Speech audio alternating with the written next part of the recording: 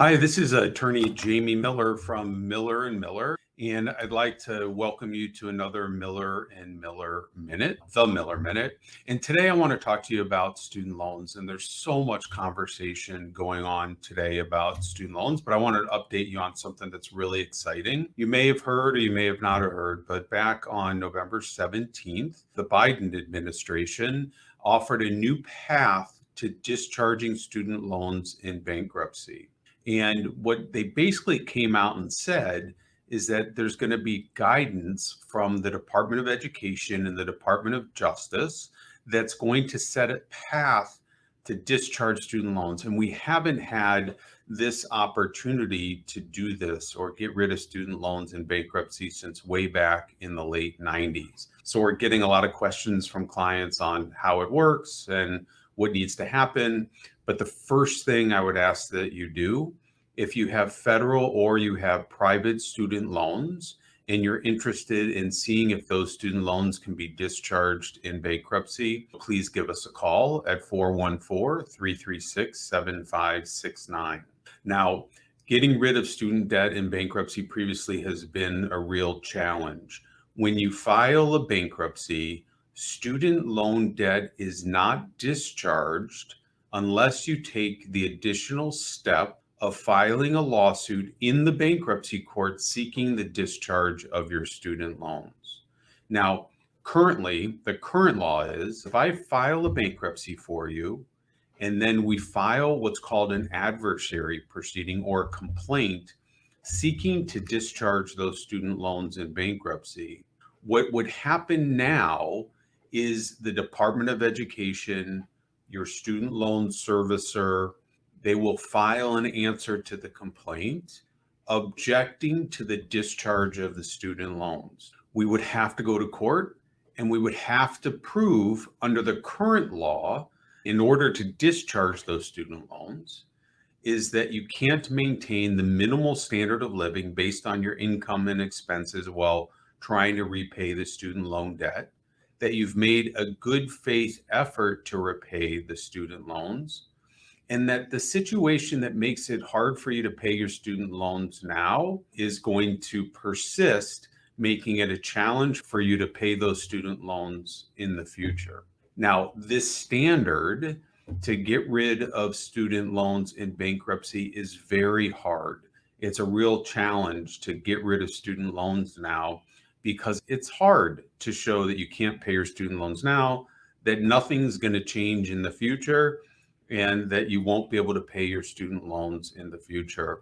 You almost have to prove this undue hardship or something that's called a certainty of hopelessness.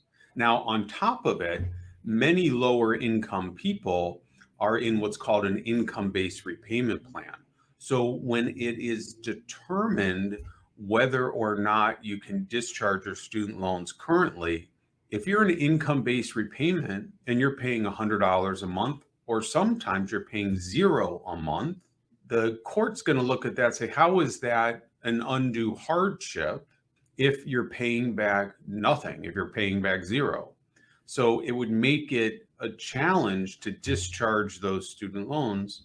And even though you're not paying anything, if you have a $50,000 student loan and you're in income-based repayment, that student loan is still going to show up on your credit. It's still going to keep your credit down. So if you can navigate the path to discharge the student loans in bankruptcy, even if your payment is zero or $100 a month, it likely is going to benefit your credit in the long term. So what is the new law now? So we can talk about what will happen. So you come to our office, we will look at this new guidance from the Department of Justice and see how it applies to you. The new process is fairer, it's more transparent, and it's going to allow the Justice Department and your student loan servicer to look at your situation before they file an answer to the complaint. So understand, if you file a Chapter 7 or if you file a Chapter 13, to discharge those student loans, we have to file this lawsuit in the bankruptcy court. Now, before and in addition to filing the lawsuit, we're going to file an attestation form. The attestation form is going to include information that is going to be reviewed by the Department of Justice and your student loan servicer that is hopefully going to allow them, on the face of the complaint that you filed, to discharge the student loan. And based on the attestation form, that's going to contain information about your income and expenses, your ability to pay back the student loan. But it's also going to include these special circumstances that are a presumption. If you meet one of these, it's presumed that you won't be able to pay back your student loans. So essentially, we have to show that you meet the income test. So just looking at your basic income and expenses, that you currently can't afford to pay back your student loans.